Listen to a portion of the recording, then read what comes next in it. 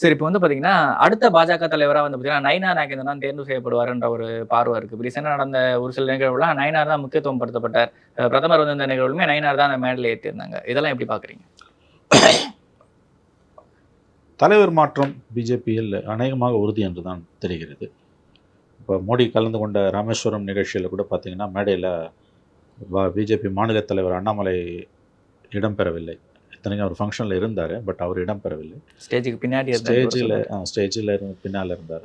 வழக்கமாக ஸ்டேஜில் உட்காருவார், இல்லை அவர் இவர் தான் நம்முடைய நயினார் தான் மேடையில் இருந்தார். அதிமுகலேருந்து வந்தவர் நயினார். 2001 6 ஜெயலலிதா ஆட்சி காலத்தில் மந்திரியாக இருந்தவர். அவர் பிஜேபி தலைவராக வருவது அதிமுக பாஜக கூட்டணிக்கான ஒரு வெள்ளோட்டமாக பார்க்கப்படுகிறது. ஏன்னா பிரச்சனை அவங்களுக்கு அண்ணாமலையோட தானே ஒழிய அதிமுகவுக்கு பிஜேபியோட கிடையாது. அவங்க ஆங்கிளில் பார்த்தீங்கன்னா நல்லா இருந்த அலையன்ஸை நாசம் பண்ணது அண்ணாமலை. இந்த 2019 அலையன்ஸ் இருந்திருந்தோன்னா அதிமுக பாஜக தேமுதிக பாமக குட்டி கட்சிகள் இருந்தால் கண்டிப்பாக 10லேருந்து 12 சீட் அடிச்சிருப்பாங்கன்றது உண்மை. அந்த ஞானோதயம் லேட்டாக வருது அமித்ஷாவுக்கு. அண்ணாமலையால் தான் தேசிய அளவில் என்டிஏக்கு மெஜாரிட்டி கிடைக்காம போச்சுன்னு கூட உறுதியாக சொல்லலாம்.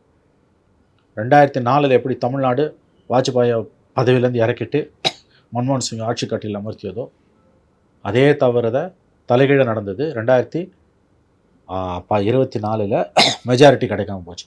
ஆட்சியை தக்க வச்சு பிஜேபி கர்நாடகா மட்டும் ஆந்திராவும் போயிருந்தா முடிஞ்சிருக்கும். ஆகவே இந்த நிலைமைக்கு காரணம் அண்ணாமலைன்றது ரொம்ப லேட்டாக அமித்ஷாவுக்கு தெரிய வருது.